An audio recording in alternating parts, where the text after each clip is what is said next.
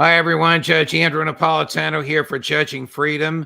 Today is Tuesday, February 13th, 2024. Scott Ritter joins us now. Scott, thank you, my dear friend, for taking the time to join us. Since last we spoke, after some sort of a marathon weekend of speeches and debate and negotiations, the United States Senate has sent over to the House of Representatives an appropriations bill which would send 61 billion with a B dollars in cash and equipment to Ukraine. What is Ukraine going to do with it? How crazy is it to send this kind of equipment to this kind of a country on life support? Well, first of all, we don't know if the House will approve. In fact, is the Speaker of the House has said that it's dead on arrival. So we'll see if he's able to follow through with that pledge. But let's just say that for some reason the House passed it and it was signed into law. Everybody who thinks that this is going to suddenly turn the table when it comes to the conflict between Ukraine and Russia, you're wrong.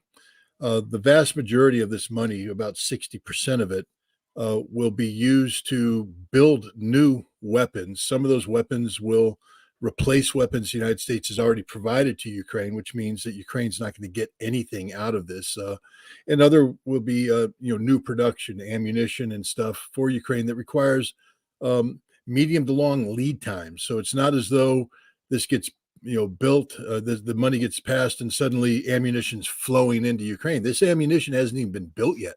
It has to be funded, and then contracts have to be let, and then the ammunition needs to be produced, and then it has to be shipped over to Ukraine. Meanwhile, Ukraine is just getting slaughtered on the battlefield today. The new General Syrskyi tried to mass some forces to create the potential for a counterattack in the Adviivka region. The Russians detected it and hit it with a pair of Iskanders, and depending on what numbers you believe, the casualties range from 500 to 1.2 thousand. But it's devastating, and this is happening all across the front. So what's happening in Ukraine is irreversible. Some of that money, I think 8 billion of it would go to the coffers of the Ukrainian government so that they could continue to fund their government, to pay pensions, to pay salaries, etc. That would be useful for the Ukrainian government. All that does is forestall political collapse. The military right now is in free fall, and there's nothing that this bill would do to turn that around. The new commander of the military has this scary sounding nickname, the Butcher of Bakhmut. I gather that nickname was given to him by his own troops. What is the origin of that?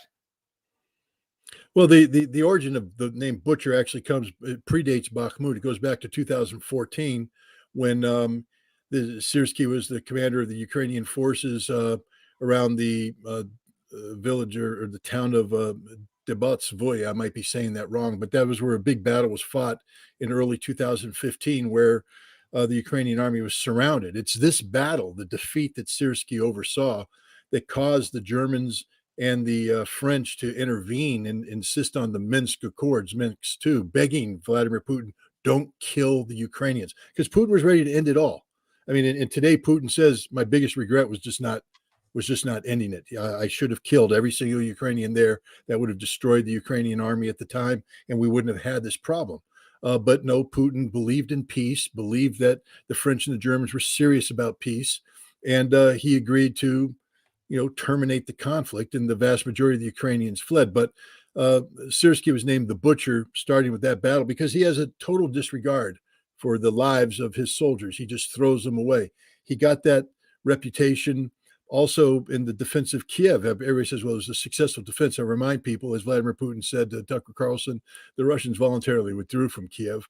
And while they did suffer casualties, the Ukrainian army was eviscerated. It was eviscerated in Kiev. It was eviscerated in other battles, including the first NATO-funded counteroffensive in Kharkov in the summer of 2022. Yes, the Ukrainians took land, but the troops were slaughtered in the thousands and tens of thousands. The reserves that were built up were lost, causing NATO to have to build up yet another army, which Syrskyi squandered in the Battle of Bakhmut, and then later on in the counteroffensive in Zaporizhia. This is a man who is very aggressive, but his aggression has resulted in disaster for the Ukrainian army. And yes, the title butcher comes from his troops, and it's not a good title.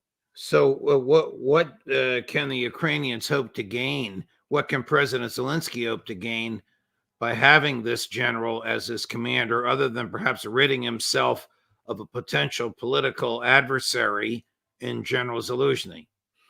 I mean, there are two aspects to Syrski's appointment. First and foremost, he's a competent military commander. I mean, we can say we want about throwing, General Grant threw lives away, and yet Grant turned the war around in 1864. Fighting these very bloody battles with the General Lee in the Army of Northern Virginia. But he was able to sustain these casualties. Ukraine, has 880,000 men under arms. If they were able to mobilize rapidly 500,000, give them appropriate training, equipment, etc., this kind of aggression could blunt the Russians. The Russians do not want to lose a lot of guys. They're not in the business of, uh, attacking and losing forces. The battle for Berlin, a very aggressive battle. They lost hundreds of thousands. That's not what the Russians do.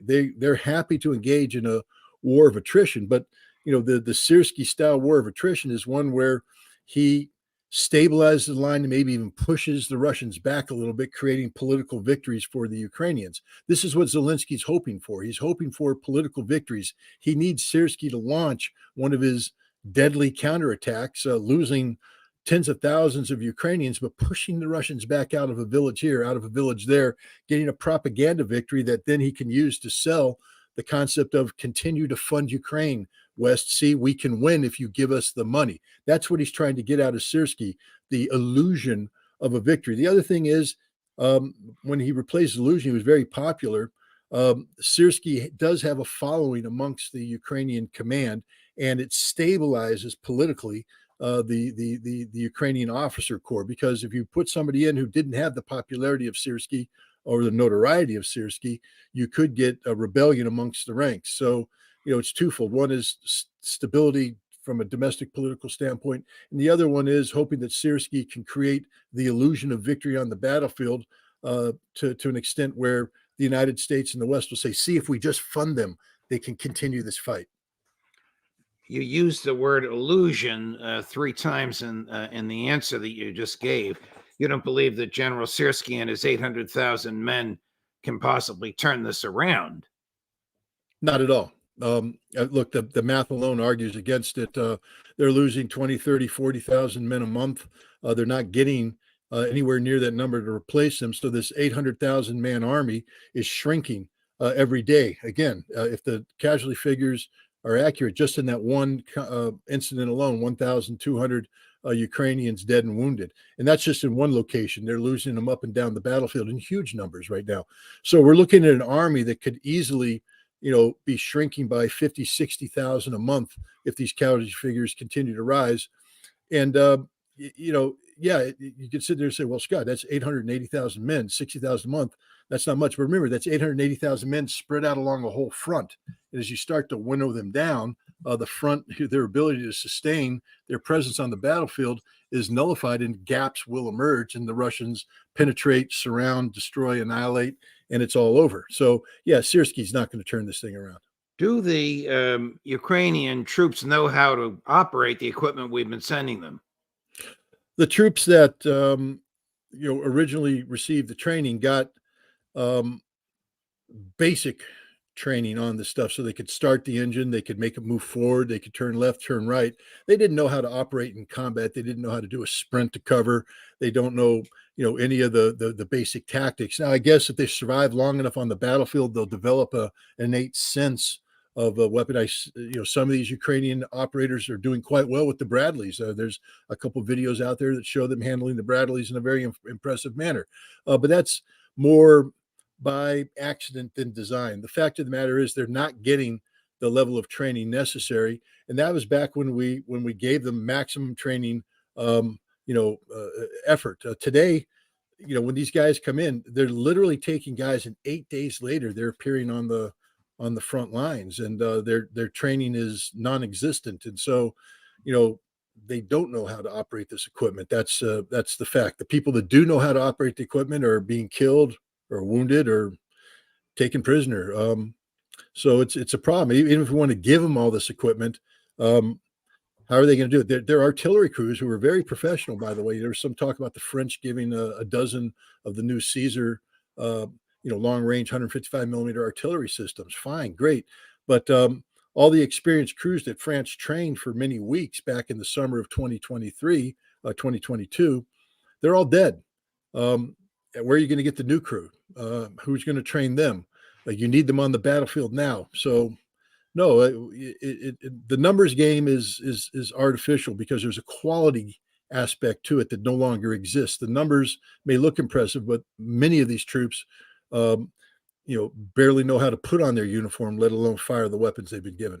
Here's a summary argument that Republicans made in the Senate when they voted along with when many of them voted along with their Democratic colleagues, but the numbers were overwhelming, to send over to the House of Representatives this bill sending $61 billion. Here's the delusions that they're under. So it's the same person. You'll recognize him. 3 different cuts. Sonia, 8, 9, and 10, back to back to back. If we fail to help Ukraine, Putin will invade a NATO nation. He may delay his next invasion until he rebuilds his decimated military. But we must be clear-eyed. Ukraine is not the end. It is a step.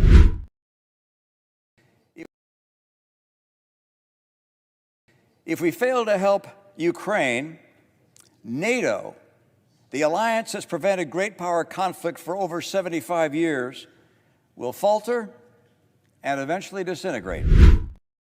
If we fail to help Ukraine, Putin will invade a NATO nation. He may delay his next invasion until he rebuilds his decimated military. But we must be clear-eyed. Ukraine is not the end. It is a step. Where to start with this nonsense? He also said if we fail to protect Ukraine, President Xi is going to invade Taiwan. I mean, this domino theory nonsense is repeated over and over and over again, but I gather it holds sway in the Congress of the United States. Well, first of all, Congress doesn't deal with reality in terms of foreign policy. They deal with domestic political reality. And, Mitt Romney is speaking to a domestic audience that's ignorant. I hate to say that about my fellow American citizens, but they are ignorant. If you believe for a moment that Putin is going to invade a NATO nation, then you just don't know what you're talking about. If you believe for a moment that, look, NATO's on its way out no matter what. It has the problems that confront NATO are far greater than Russia. There's some internal problems. There's problems of how they can afford this. Germany, we're talking about a collapsing economy, deindustrializing as we speak, and they want to continue to be the forge of the NATO arsenal. It just isn't going to happen. And then China. If you study China, you'll understand that the number one focus of China is the peaceful resolution of the problem with Taiwan. The last thing China is looking for is to invade. They will only invade if provoked, and they've made their red lines quite clear. But void of an American military intervention in Taiwan or the Taiwanese government declaring independence, there will be no Chinese military action. Any Chinese expert knows this. Mitt Romney's not an expert on anything. Mitt Romney is a man who never served one day in the military. He doesn't know a war if he saw it. And he's just out there just speaking nonsense because, unfortunately, that's what the people who elected him are paying him to say. When you and I analyzed you did the analysis, I just threw in a few questions, the Tucker Carlson interview, there was one thing there that struck me as a little odd, and that was his sort of, I got to be critical here, and I think you'll agree with me, patronizing a question to President Putin about this Wall Street Journal reporter, Evan Gershkovich, assuming in the question that Gershkovich is an innocent journalist and was only taken so as to be trade material for somebody that we have. What is the story with Evan Gershkovich? What are the charges against him? What is the evidence as you understand it? Well, first of all, let's start with the following. Even pre Gershkovich, the CIA and testifying to the Senate in the 2000s said that there are conditions under which they would use journalistic cover. And the whole American journalist community went crazy. You can't do that. That makes us all look like spies. But the CIA said, we don't care. There are certain conditions where we can't use diplomatic cover. That is the standard, station in, let's say, Moscow, which hasn't run a successful op in years because they get rolled up all the time because the Russians know exactly who the CIA people are before they get there, and they follow them and track them. So what's your option in Russia if you want to continue to do intelligence? You go to non-official cover. And one of the non-official covers that the CIA has said they will use in situations like this is journalistic cover. So anybody out there saying there's no way that Evan could be a CIA, because the CIA doesn't do that. I'm just telling you right now that the CIA admits we do this. Now, they haven't said we've done this, but they have. I'll tell you why. What Evan Gershkovich did is go to the city of Ekaterinburg. You don't go there by accident. It's often past the Ural Mountains. You have to travel there. Buy a ticket, etc. You're a journalist. You're going to Ekaterinburg, which means that you had to have cleared this with an editor. There's a story that you're writing. There's something going on here, which means that the editor is in on what you're doing. They're approving something so that you have plausible deniability. The Russians said that he was caught in conspiratorial fashion, gaining access to classified information. This means it wasn't a situation where Evan went in and say someone, hey, do you work at the Caliber missile production factory? Wow, how is it there? I mean, how many missiles are you guys producing? Well, I could give you something. Oh, really? You could give me? That'd be cool, man. I'm a journalist. That'd be really cool. Oh, you gave me this stuff. Oh, it says secret and I'm under arrest. Hey, guys, this was innocent. I didn't mean to do that. Nope, that's not what happened. What happened is he went and targeted somebody. There was covert communications with this person where they were meeting for the sole purpose of receiving this classified information, which Evan knew was classified. Now, what did he receive? He received information about missile production at a top secret Russian facility that produced Caliber missiles at a time when one of the CIA's top collection priorities was, what is the missile production rate of the Russian government? Can they sustain the firing of Caliber missiles against the Ukrainians? Because this played into what kind of air defense that we had to send forward to the Ukrainians. If the Russians were exhausting their missile supply, then we wouldn't be under stress in the long term. But if the Russians could sustain or even increase their missile supply, then we needed to double down on air defense. It was a strategic national security question set forth by the CIA and their top collection priorities, and Evan Gershkovich was collecting on it. Now, what the Russians have said, what Vladimir Putin said is, this is being handled in channels. And what's important here is in channels isn't a one-way street. It means that the Russians are in communication with their American counterparts in the CIA, like speaking to like. The Russians aren't using in channels to talk about Paul Whelan, an American Marine arrested on espionage charges. Why? The CIA says he's not ours. We're not talking about this. He's not ours. Paul Whelan will be treated for something other than a big item. Evan is the CIA's, and the CIA is all but acknowledging it by engaging in a discussion with the Russians about the conditions under which he can be released, meaning that they will trade a like thing. And Putin has said who it is. He wants the Russian, or the Russian patriot, he calls him, who assassinated the Chechen who murdered Russian soldiers in Berlin. He says, I want that guy back. And he's high value to us. And we know that Evan's high value to you because he's non-official cover. And so you want him back? We'll talk. And the CIA's talking. That means Evan's guilty as charged. That means that Tucker probably did not do his homework. When he asked that question, President Putin did do his homework. He was prepared for the question.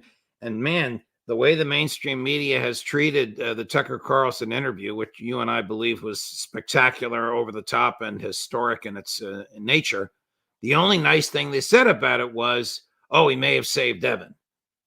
He didn't save Evan. Look, Tucker. I mean, we've had this. I don't know what the numbers are up right now, but they're huge. 300 million. Somebody told me views and growing. It's going to grow. He got a great audience in Dubai, in the in the developing South and amongst the Arab population, sympathetic audience to what he was saying about his journey, what he was saying about Russia. He's turned the table. People are talking about in America. And yes, there are a chattering class that are attacking him for doing this. But the bottom line is people have heard Vladimir Putin for the first time and are saying, that's a rational actor. That's a guy we could do business with. Why aren't we doing business with? And it's changing the political dynamic in America and around the world. Tucker deserves all the credit and work because only Tucker Carlson could have pulled it off on this scope and scale. But, this is where I get a little,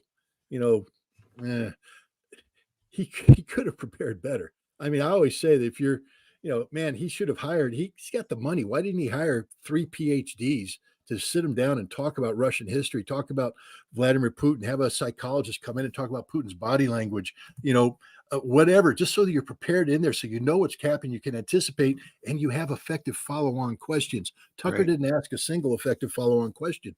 He was in receive mode, which Putin exploited and got his message out, which is good because it was a message people needed to hear. But as an interview goes, he could have done better. And the proof is in the Evan Gershkovich question. That was a bad question. It was just poorly thought out. Unless Tucker knew this and he was just setting it up anyways. He was just throwing it out there because Tucker, to be honest, doesn't care about anything I just said.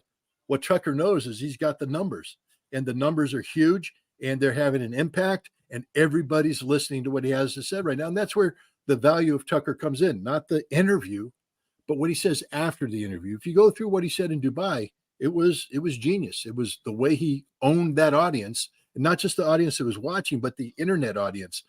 Tucker is now armed and in a position to be a credible voice about having America change its policy direction. And for that, he deserves all the credit in the world.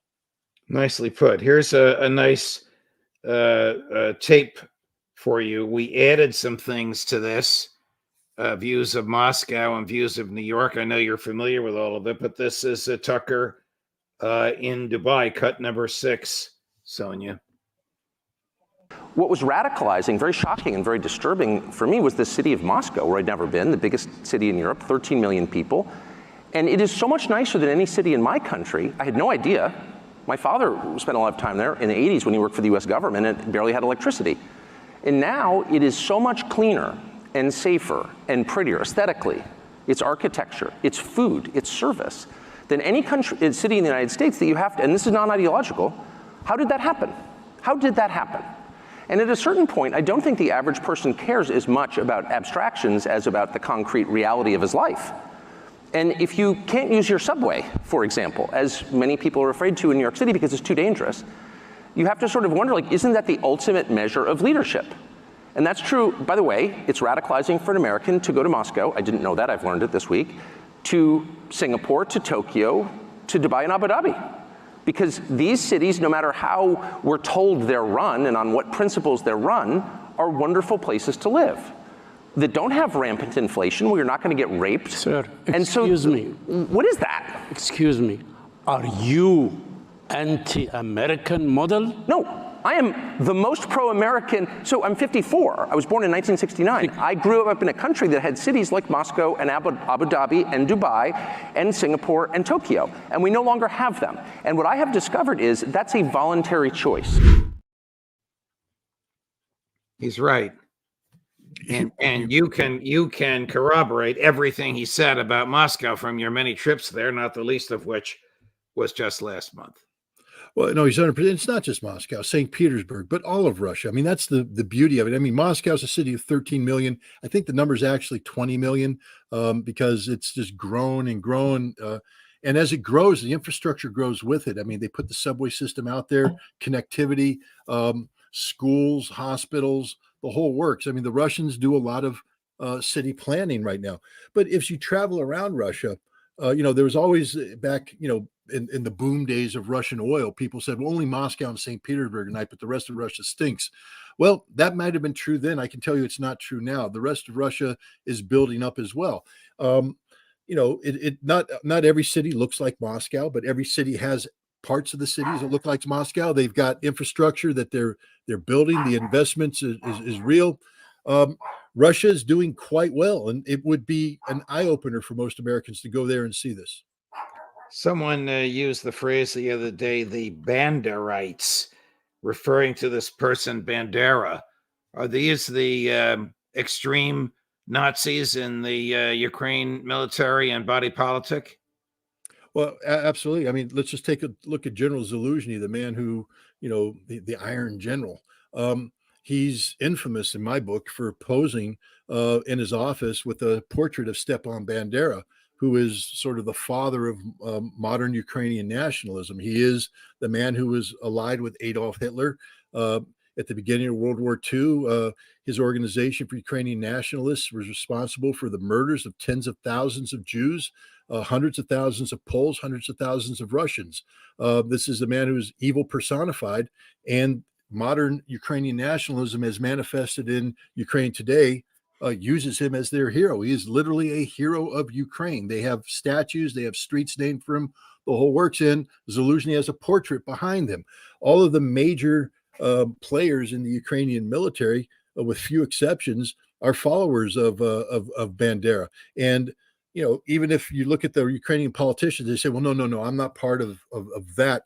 You're intimidated by that. Just ask Zelensky himself, who was told by Yarosh, head of the Sloboda Party, right sector, the Nazis, the Banderists, that if he implemented the Minsk Accords, he will be hanging by the neck until dead on the main street. Could you imagine somebody going in and telling Biden, if you sign this bill, I'm going to hang you on, on Constitution Avenue? No, the Secret Service would kick the door down and put the guy in jail. Yarosh threatened that. Not only he threatened Poroshenko before him, he threatened Zelensky. This is the way these guys operate. Ukraine is a Nazi state.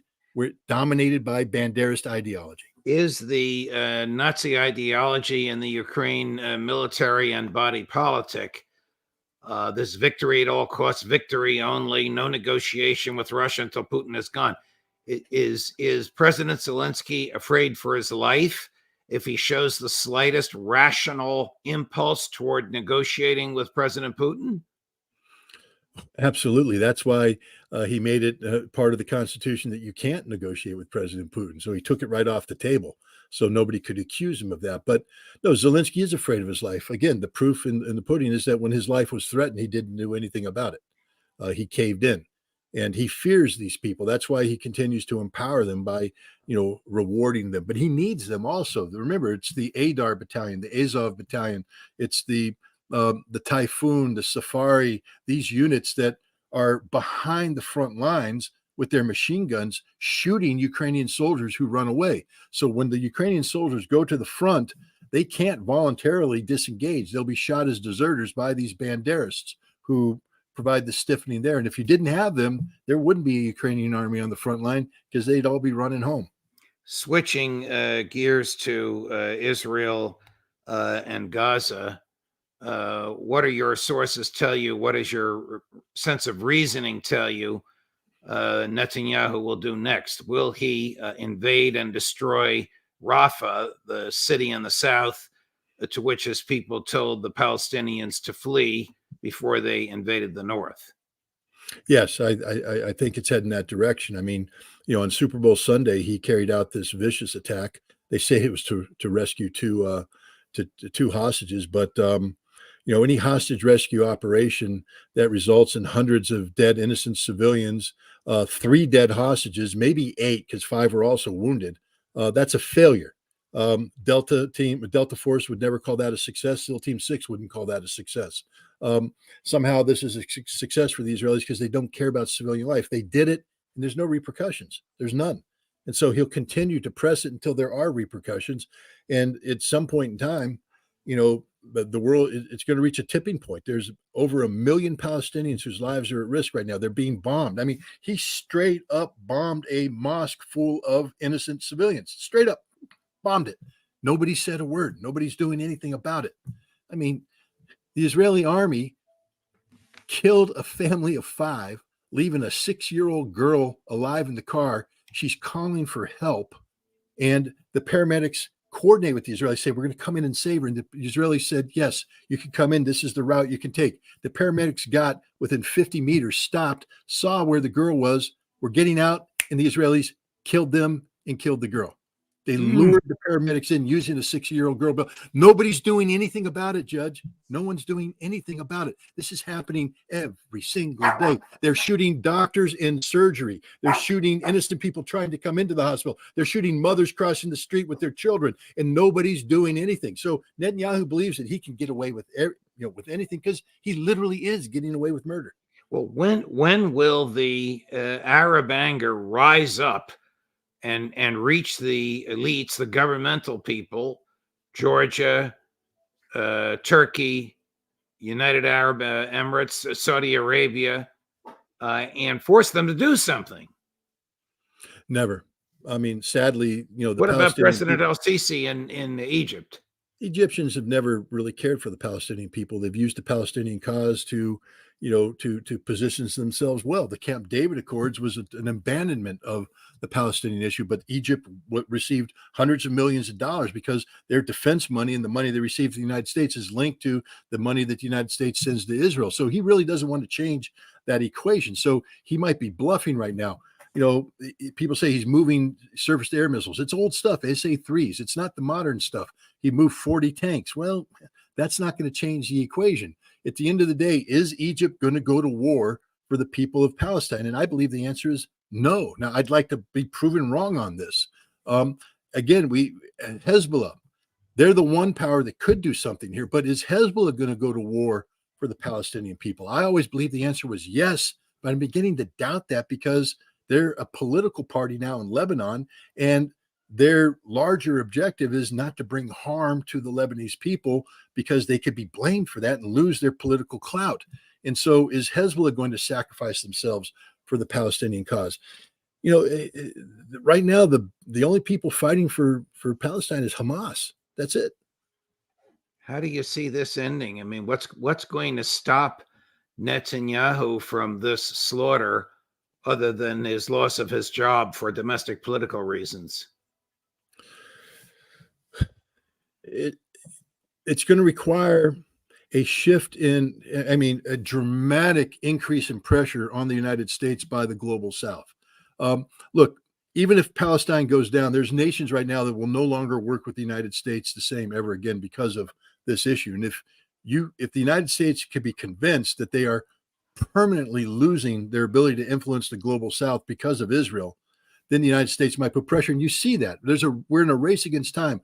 Biden apparently is having some very heated personal conversations with Netanyahu. What he needs to do is make those public conversations. He needs to humiliate Netanyahu. He needs to make the Israelis understand the consequences that will accrue to them by continuing to empower Netanyahu.